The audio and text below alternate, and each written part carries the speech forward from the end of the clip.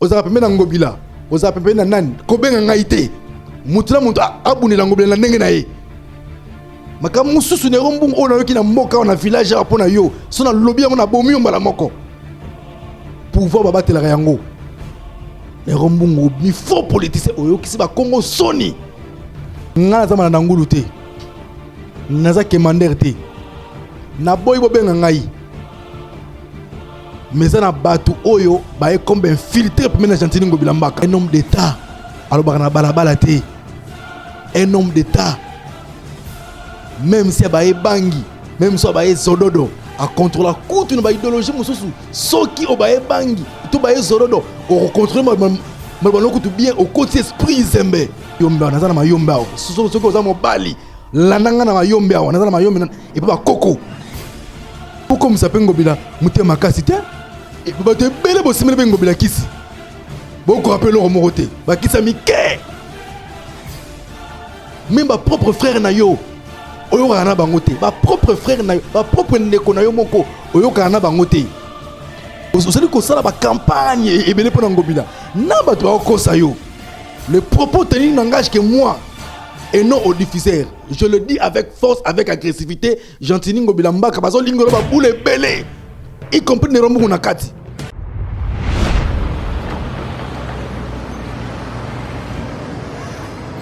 Bana Kinshasa mbote na bino pe ba kinoa boza na diaspora mbote na bino. Ya bino ndeko na bino mwa na bino pe Gitsasa le terminateur de la presse congolaise moderne, le véritable Nekongo qui se respecte. Nazali ko tinde la bino message depuis na Congo central précisément na Mayombe na bas fleuve oyo na ki ko séjourner pour na solana ba notable na ba grand chef coutumier na ba grand notable ya ba Nekongo et puis na ba nkaka na cadre ya romona loin et puis na cadre ya ko solola ndenge ya biso moko Nekongo ayokisi ba Congo soni na kombo ya Nerombungu oyo babengaka fumu ya banga moyo me azan fumu te parce que ba baleki Nerombungu na banga moyo bazali ebele bozona ba image lelo avec impact na idéologie na ndenge ya Chabwala na ndenge ya ba Congo Kinshasa azali un véritable Nekongo oya banga te Muyombe azali lokola mungala en miniature osangisi na mwa ki muluba moko en miniature nde esangisa Muyombe kasi tikana répondre mwana mboka Nerombungu oyo nazo pesa mbote en tant que grand frère na ndenga mpangi plus mpangi oyo za ko sala wana na yebite est-ce que oza ko raisonner oza ko réfléchir ba notable tout ya Congo central ba regretter na comportement na yo Nerombungu soki na kosi ba na Kinshasa boyebi sangai est-ce que boyoki déclaration nini ya ba Nekongo to ba notable ya Congo central ba vanda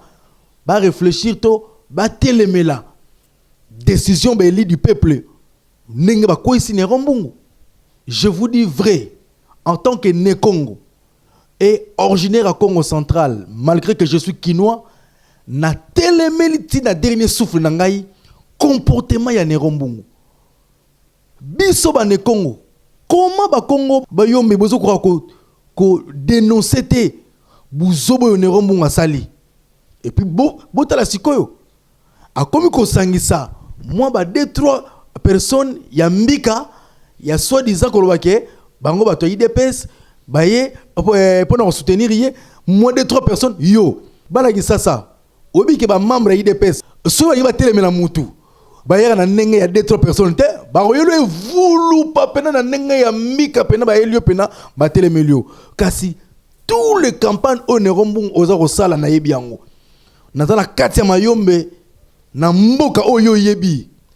ba notable tout na ba propre ndeko na moko ba regretter na ba émission sali o wangani ke mboka ya tatano na mama na yo yebi yango te yo yebi mboka tatano na mama na yo te ngaku tu pe na botema na Kinshasa ne grandi na Kinshasa mais mboka papa na ngai e ali mbatabuka na kangu na yebi et puis na oti kangu mboka mama na ngai na disi to na nganda chundi na yebi yango mais yo owangani village origine obosani pe owangani village ya papa na yo na mama na yo ezali démagogie pe okisi ba Congo soni ndenge owangani mboka na moko kasi tikana yebisa yo yoza kobeta sete pona fachi lelo yo nero mungu obeta fachi tolo lelo yo nero mungu obeta fachi tolo na makamu nyonso olobilo bino ba video wana muso ba pona nani wa mobali te mobali ba vérité ngala ba boy nero mungu tous les vidéos oyo sali olobilo ndé gentil ngobela mbaka olobilo ndé Jacqueline mais ozobanga kotanga kombo pourquoi ba poursuivre la justice ngai na zolo ba nene pena na yo nero mbungu tous les vidéos au sali bana ki ça vidéo oyo tout au monio sala boy mutazolo bakeo o to tele la fachi za kino siko ndengo bilata kinote na Congo ezala Congo c'est pour la toute première fois Congo et soit président de la République quinois voilà oyo toyebi palais na bango toyebi père na ye mère na ye na place à botama na place à koli quinois donc yango wana nazo lancer appel na ba quinois tout na ba quinoise nyonso mututu akoya ko abebisa ba action ya béton a na Kinshasa akuta na babiso parce que siko monde mbezo tala po tout ekomi tout na ba quinois donc biso nyonso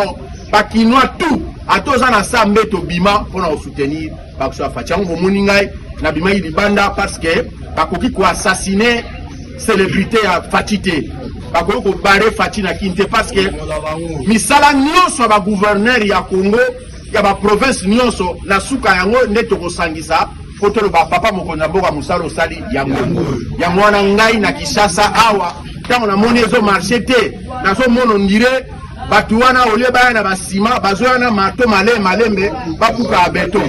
donc to comprendre que ba na fobu yango na fogo reverser bango na yo nango bla so ba telemisi bino awa nem to ma frère kinois même ne lobeli même na indusa même na aspect et puis ngazo regretter yo ozomi benga keo collaborateur ngobila aucun collaborateur ngobila bazo finga ngobila par-ci par-là nero mungu aosala ba complot ebele pour na gouverner Gentili Ngobila Mbaka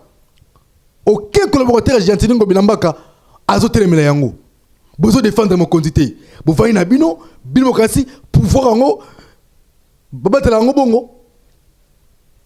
tozali une église té nous sommes en politique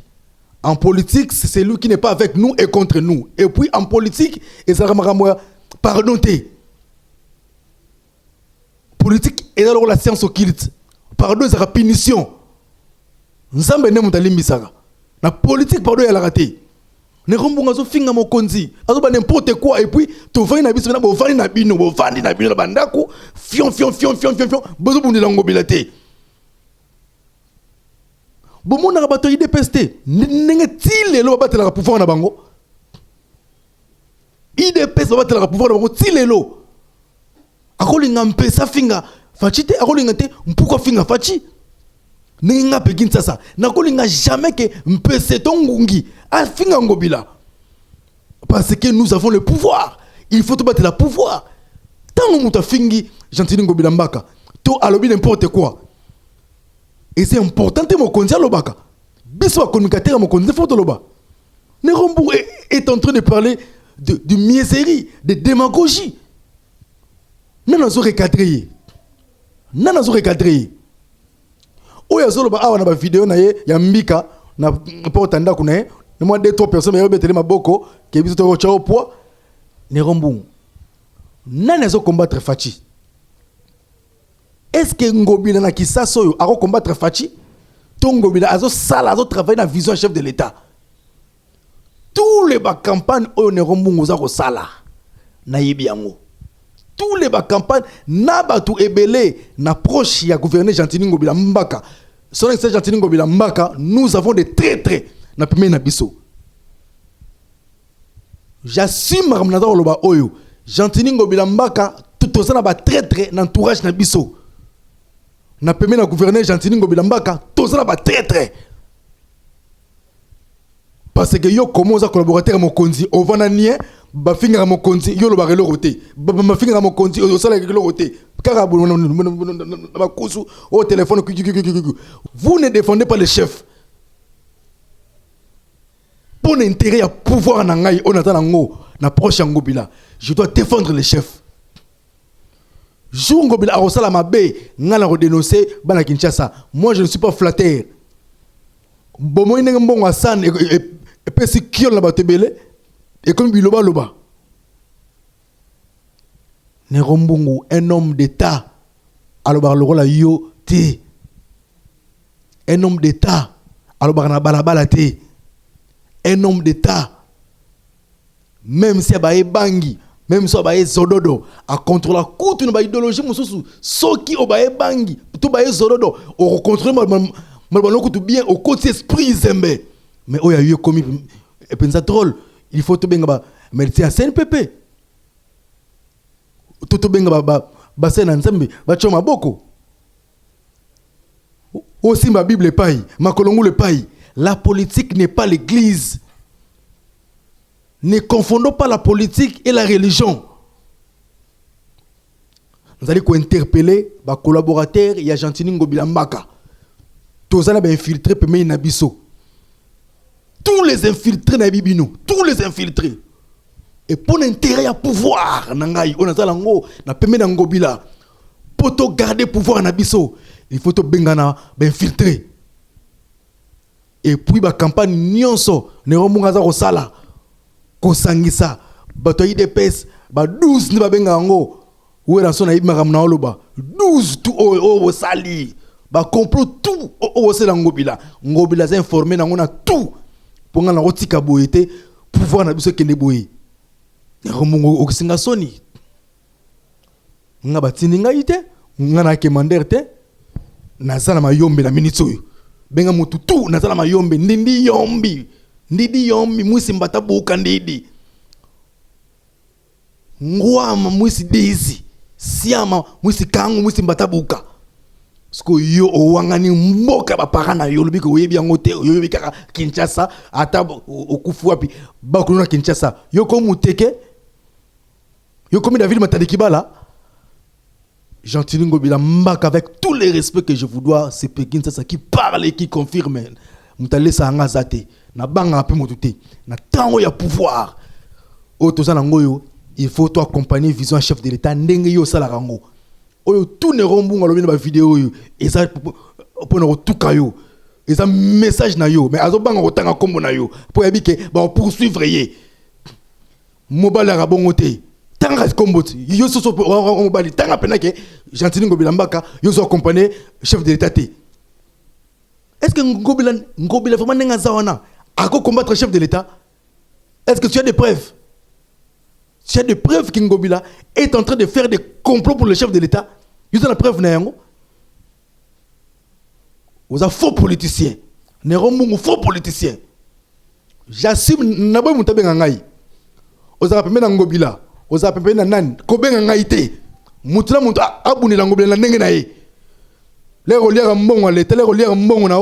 to kabola na yo te mutula mutu akarade bande na ye mutu benga ngaite na bisibino mutu benga ngaite place ngana lesa bana na ngai na famille na ngai ale yo sala tuke o botola biso bonga Ngobila kweya po yo mutu lesa bana na famille na ngai ngana commander te ngana mandiante boko musape Ngobila mute makasi te e bato ebele bosimele be Ngobila kisi boko rappele lo morote bakisa mike boko buni la pouvoir te le propos tenus n'engage que moi et non au diffuseur. Je le dis avec force, avec agressivité. Gentini Ngobila Mbaka bazo lingolo ba boule belé y compris ne rombu na kati na quelques-uns bakoti peme na comme infiltré ngale na ba mongo ba ndako na binote yo so na bengo na sengo mbongo to bana nga balete pouvoir ba batela yango nazana na mayomba nazana mayomba so ko za mobali lananga na mayombe awa na mayombe et puis ba koko pouvoir ba battre yango Nero Mbungu mi faux politicien oyo kisi ba Congo soni partout dans les cas même ba propre frère na yo oyo kana bangote ba propre frère na yo ba propre ndeko na yo moko oyo kana bangote makamusu na bombi na koloba yango te apona za muyombe poso na bimisi yango awa na bomi yomba la moko makamusu su Nero Mbungu ona yoki na mboka na village apona yo so na lobby yango na bomi yomba la moko na c'est réservé pour zampangi ngana yo tozonga nzela moko na Congo central mais na politique il faut kana tumba yo parce que au comme contre biso comme ennemi na biso au comme ennemi ya ngobila pourquoi osali ko sala ba campagne et belé pona ngobila na ba to ko sayo ngana zama na ngulu te naza commander te na boy bo benga ngai mais ça na batu oyo ba e comme infiltré pour mena Gentili Ngobila Mbaka et puis mo konzi na Gentili Ngobila Mbaka zala prudent bazolingelo ba boule belé mais ba ko kaote po yo nanu osala eloko na mokili ratate to kolakisa na monde que ba gouverneur bazala na bango Gentili Ngobila Mbaka ayeko sukisa ba gouverneur ya ville ya Kinshasa tout baleka po okotonga zandu okosala makambo belé tala banzelo sali. Donc il faut que pena mutu aboya yozo boya kini bopeto nana de donaka ba chasser na ba matériel bela kini bopeto yote yo Nero Mbungu te nami sabana kini salaire no ya par mois continue nga mabete na ba lo pota wa c'est pas hôtel melo na reverser salaire no ya chaque fin na ba avantage oyo yozwaka quand agence no yandouane yengo ne de donaka blo bela ville Kinshasa o wangani yango donc bo éviter ngana misama mususu te ozali premier épisode na avertissement Nero Mbungu osali vidéo nganga bela sali vidéo ngano tokene bongo sali vidéo bela sali vidéo po oya yo na yebi ebele na bomba ici ce n'est pas la famille ce n'est pas aussi la religion c'est la politique.